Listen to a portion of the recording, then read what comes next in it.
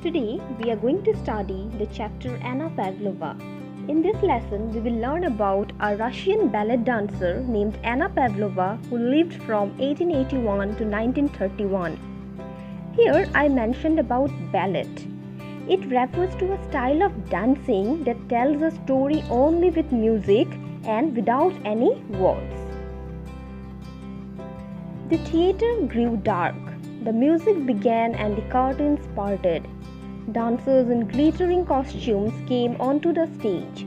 They performed The Sleeping Beauty, a dance about a beautiful princess and the prince who saved her from the spell of a wicked witch.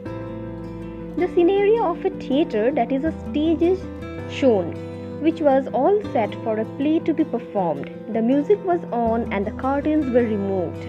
The dancers in beautiful costumes appeared to perform The Sleeping Beauty. The Sleeping Beauty is a fairy tale about a beautiful princess who was cursed by an evil fairy to sleep for 100 years, and she was awakened by a prince who saved her life from the evil witch. In the audience was a little girl, her eyes wide and shining with excitement. Her mother had saved money for many months to bring her to the ballet. It was a special event and the little girl was enchanted with what she saw. That evening changed her life forever because she decided at that moment to become a dancer herself. It was the year 1889 and little Anna Pavlova, as she was called, was only 8 years old. She did not know then that she would be a great dancer one day. Among the audience, there was a little girl who looked very excited and busy watching the play with wide open eyes. She was attracted by the special event and her mother had to save money for months in order to bring her to the ballet. The evening changed the life of this 8-year-old girl named Anna, who decided to become a dancer at that very moment.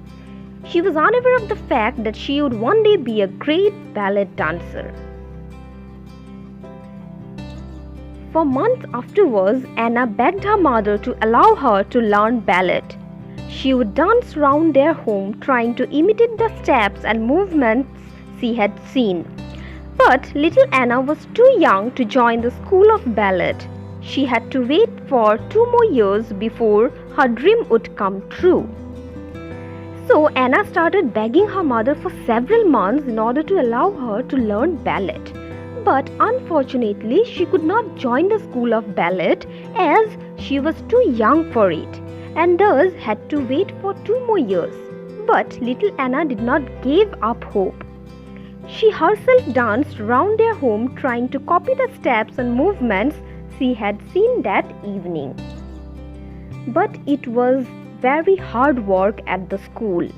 Dance pupils had to study all the subjects that were taught in other schools and also go to classes in ballet and drama. Little Anna did not care. She was learning to dance at last. The work was not easy at school as the dance pupils had to study all the subjects that were taught along with the classes in ballet and drama. But Anna did not care and began learning to dance. Everyone could see that Anna had the gift of dance. She also worked very hard. Once, the Tsar Nicholas II came to watch the children dance. He was so pleased with Anna that he lifted her up and kissed her. Soon, people began to notice Anna when the children performed in school.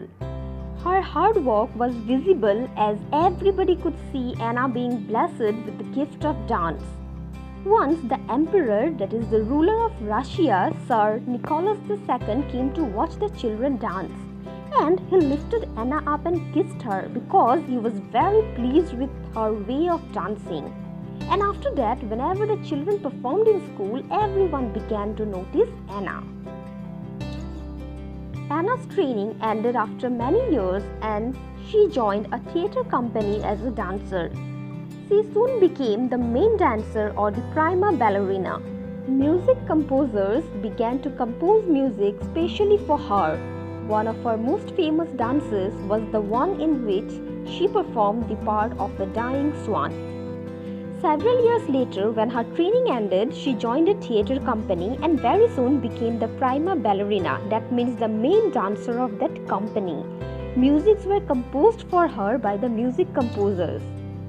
Anna once performed the part of a dying swan, which was a short ballad showing the last moments in the life of a swan, and this became one of her most famous dances. Anna now began to tour the world. Newspaper reviews said that she danced like an angel. It is said that after one performance of The Dying Swan in London, the audience was so amazed by the beauty of her dance that when it ended, there was great silence in the theatre for a while. Then there was long and loud applause, so long that it lasted 15 minutes. Later on, Anna started to tour around the world for performances. The newspaper reviews described that she danced like an angel. Her one performance of The Dying Swan in London amazed the audience so much that after it ended, there was a great silence in the theatre for a while at first. But after that, there was a long and loud applause which went on for about 15 minutes. For 20 years, Anna gave performances all over the world, including China, India, and Africa. The constant travel and long hours of practice began to tell on her health. While on a train journey from Holland, she caught a chill. Soon she became very ill, and on 23rd January 1931, Anna died at The Hague, the capital of Holland. Anna gave performances all over the world, including China, India, and Africa for 20 years. But these constant travels and regular hours of practice started making her weak, and she got ill. During a train journey from Holland, she caught a chill and died on 23rd January 1931 at The Hague, the capital of Holland. It was the night before she had to perform The Dying Swan in Brussels. But the show was not cancelled. All the other dancers in the troupe took their places as usual and danced their parts. But no dancer replaced Anna.